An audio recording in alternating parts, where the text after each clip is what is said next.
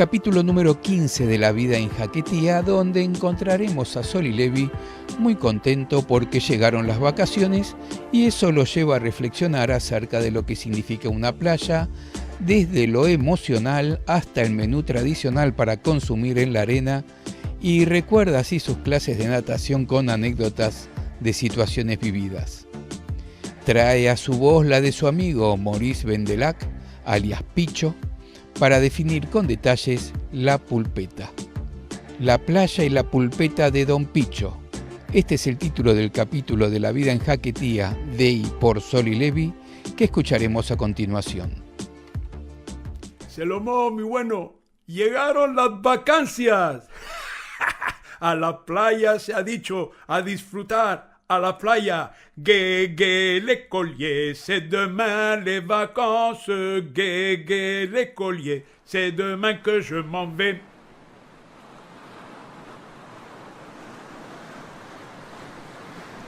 La playa es algo muy importante en nuestras vidas de Tanjahuis.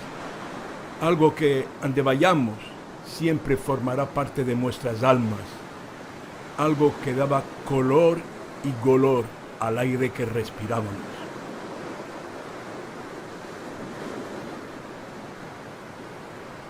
En los recuerdos más primeros que tengo, de los años en que aún estaba mezclado con una cotnita, pequeño como un retaco, siempre está la mar, de lejos o de cerca, tranquila o encasada, enfurecida, azul como los cielos o verde claro clarito como reflejos de madreperla, azul recio de poniente suave o lleno de espuma blanca de oleaje, con ese levante que nos ponía los nervios de punta, ese dichoso levante que jaireaba a la arena y esta, para vengarse la malograda, nos azotaba las piernas, nos cegaba los hoyos, se nos metía entre la ropa y las canas y hasta en los bocadillos de sardinas rellenas.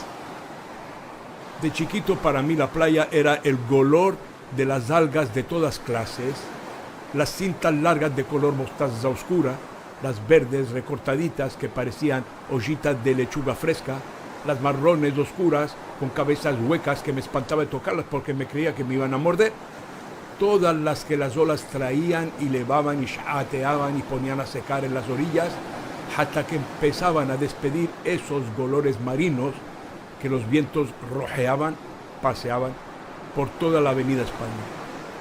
También en mis recuerdos de crío, la playa son los escaraballitos. Los escaraballitos que corrían por las arenas dejando unas huellas como de cochecitos.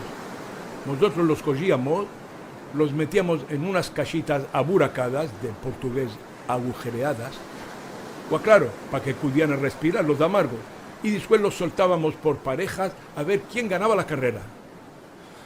Ay, esos golores de las comiditas de mamá. Las criaturas comíamos como gianes, árabe, glotones, asentados en la arena o cuando se levantaba el levante dentro de la caseta, esa caseta pintada con rayas azules y blancas.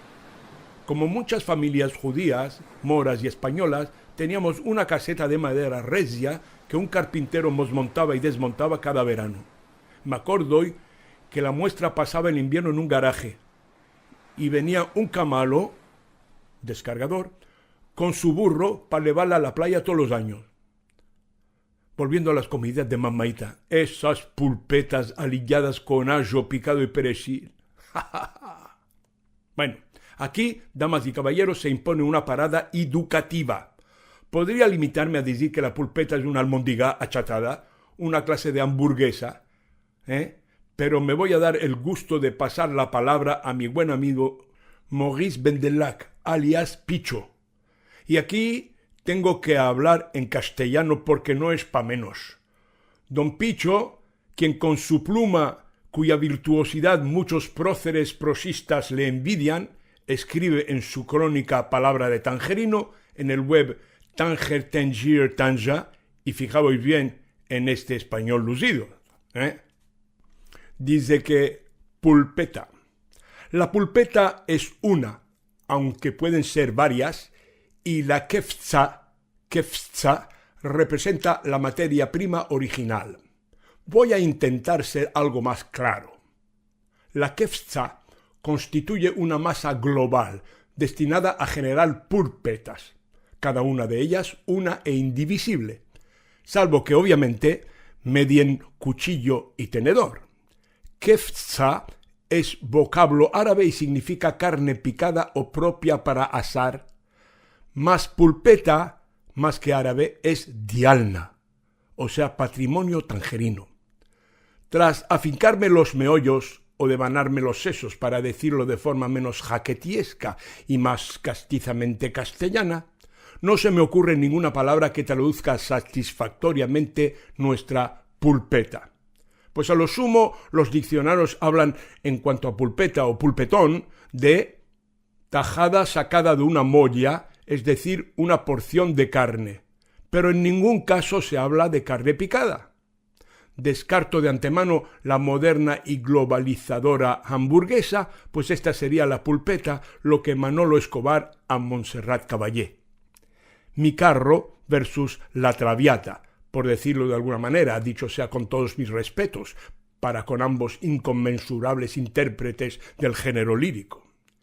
Stricto sensu, tampoco se puede de ningún modo aparentar la pulpeta a la albóndiga, ya que las almóndigas, como solíamos decir, aparte de poder ser de pescado, siguen un proceso totalmente distinto, amén de tender hacia una forma más esférica que elíptica. La gran diferencia estriba en el hecho de que éstas son guisadas y rehogadas en su correspondiente salsa. No veo, la verdad, qué podría traducir o sustituir nuestras pulpetas. Si por un casual se les ocurriera algo, póngame una docena, por favor. Hazaku Baruch, querido Picho, Hazaku Baruch.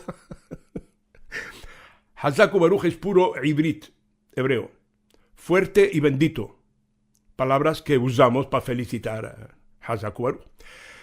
Ahora que los no tanjawis saben lo que no son pulpetas y lo que son pulpetas, seguiré con el menú playero. Las sardinas rellenas. Recapitulación. Los pastelitos de patata, la tortilla de Antonia, que nunca no supe quién era la Antonia esa, que era nada más que una tortilla de patata, pero qué sabrosa, mi bueno. Ni seca palo ni blanducha. Un poquitito aceitosa, sí, y que se podía comer caliente o fría o en un bocadillo de pan francés de Seguí, el panadero de nuestra niñez, de nuestra chiquez, el mejor del mundo. Aún tengo en las narices del olor de la sandía fresca escogida por Papaito, que nunca se equivocaba, nunca le salía calabaza. El olor de los chumbos que comprábamos en la misma playa, chumbos de todas las colores, amarillos, casi colorados, verdes, naranja, amoratados, que mordías en ello y te chorreaba el jugo y las pipitas por la barba, y las cerezas gordas y oscuras que las niñas se colgaban de las orejas como zarcillos, y tantas cosas más. Ya un poquito más mayorcitos, nos enseñamos solos a nadar, como buenos hijos de Tánger, solos. Ger adentrándonos en la mar, shuya, árabe poquito a poco, daba garcito, hasta que nos cubría todo el cuerpo menos la cabecita, y soltábamos un pie, y nos quedábamos en el otro como las bailarinas, y venga a mover esos bracitos, atreviéndonos a soltar los dos pies a la vez, poquito a poquito, hasta que un día, libres, flotando por fin, y yalla, chap, con las manos y los pies, y con los pies y con las manos, dale como los perritos. Así fue como aprendimos a nadar. Y de ahí, pues nada, a imitar a los mayores que sabían, y antes del final del verano ya podíamos ir a la balsa, a unos 50 metros de la orilla, acompañados por esos mismos mayores, claro.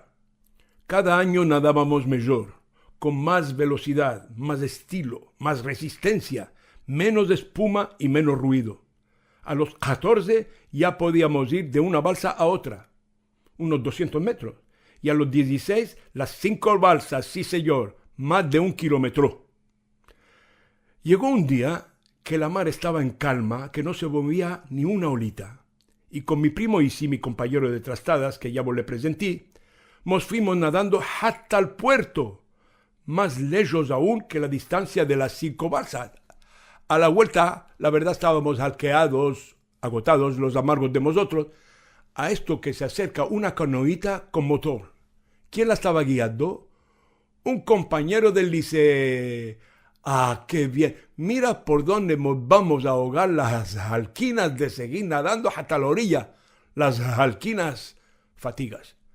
No voy a decir el nombre de ese compañero por no meterle mal, pero basta con que sepáis que era el hijo de un diplomático muy principal, representante de uno de los países que gobernaban la zona internacional de Tánger.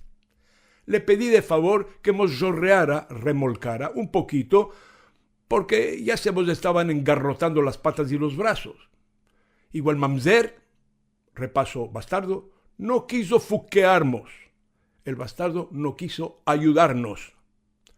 Lo siento, pero el motor es endeble y no podrá aguantar tanto peso. Nos dejó plantados ahí en medio de la bahía. Miratis que va el corazón. Lástima que yo no tuviera el ojo preto de Salomón el aineador.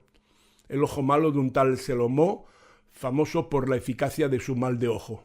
Porque si no, yo te le aineaba esa barca, le echaba un mal de ojo a esa barca, le aineaba esa barca y él se hubiera quedado hasleado, estancado ahí solo y buena guajra, buen aprieto.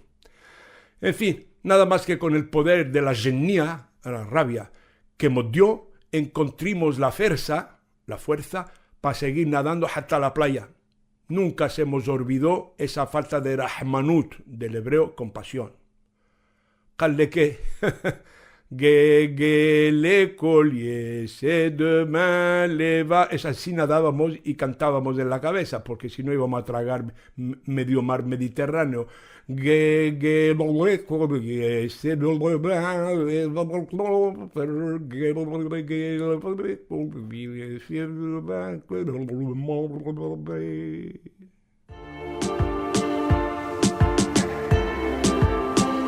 Así pasó el 15º capítulo, La playa y la pulpeta de Don Picho, donde seguimos recorriendo la sección música de la vida en Jaquetía para que no se pierda. Este podcast es posible gracias al Centro Sefarad de Israel de España y al Centro Cultural Sefarad de Argentina. En el próximo podcast vamos a escuchar el capítulo titulado De la playa a Rabat se ha dicho. Podrán encontrar más información sobre esta propuesta y sobre la vida de Soli Levi en lavidaenjaquetia.com.